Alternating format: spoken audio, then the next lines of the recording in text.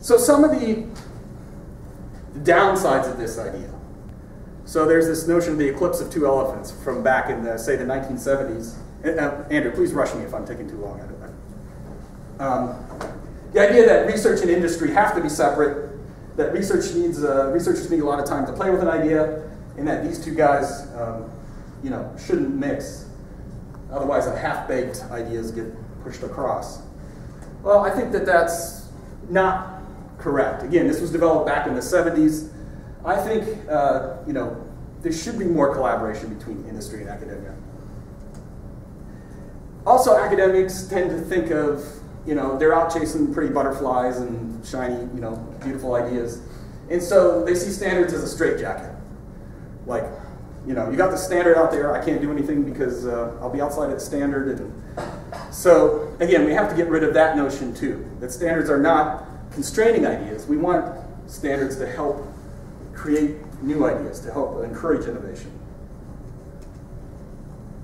So Andrew's going to go into detail on the 1906.1 and nanoscale communications, but I just want to have one slide on it just to kind of introduce it.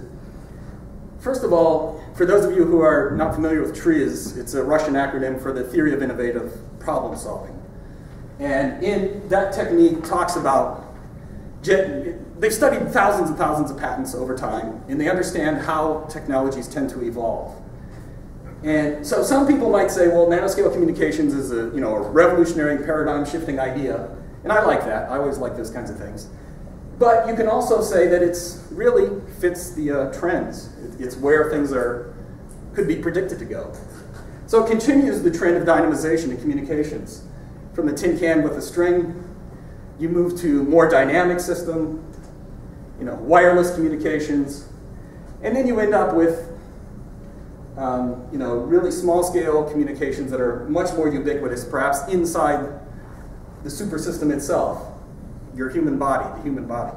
So technologies tend to become more dynamic over time. Technologies also tend to evolve into the super systems that support them over time. And that has to do with the patenting process, the trimming aspect of the way patents evolve. And I could go into detail on that, but I don't have time right now.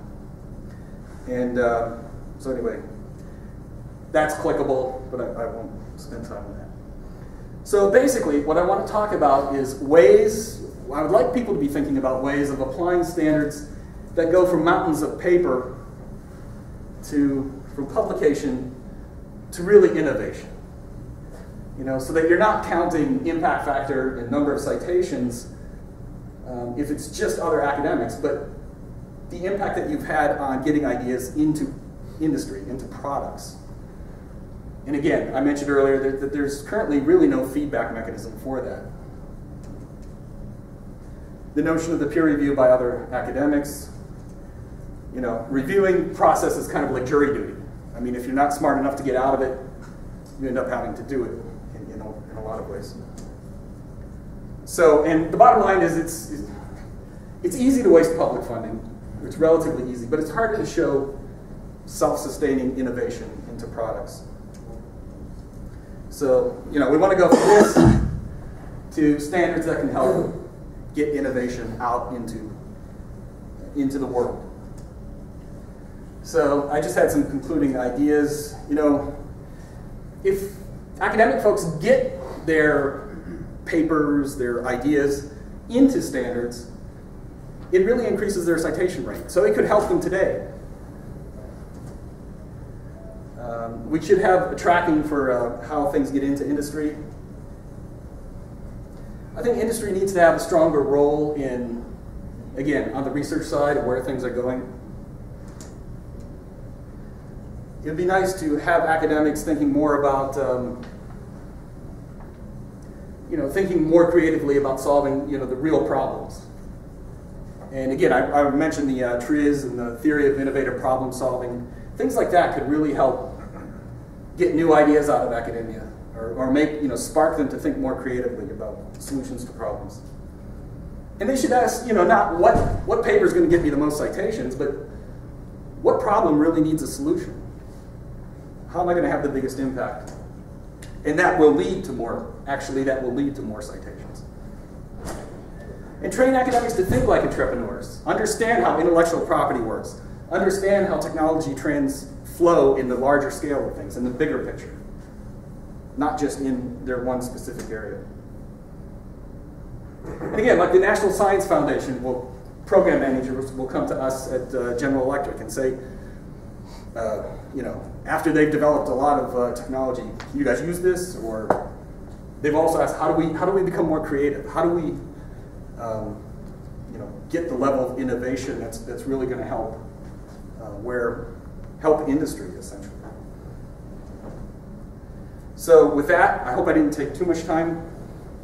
I'd love to answer questions or comments if there are any, but if you prefer, we can. Yeah, we don't have time for questions. So if you have any questions, especially with Stefan, I think you may want to have a chat with him in the coffee after that. So thank you for very interesting and philosophical and provocative thoughts. Thank you very much. So the next part of this keynote will be presented by Dr. Andrew Eckford, who is Associate Professor in the Department of Computer Science and Engineering at York University in Toronto. He has more than 50 peer-reviewed publications.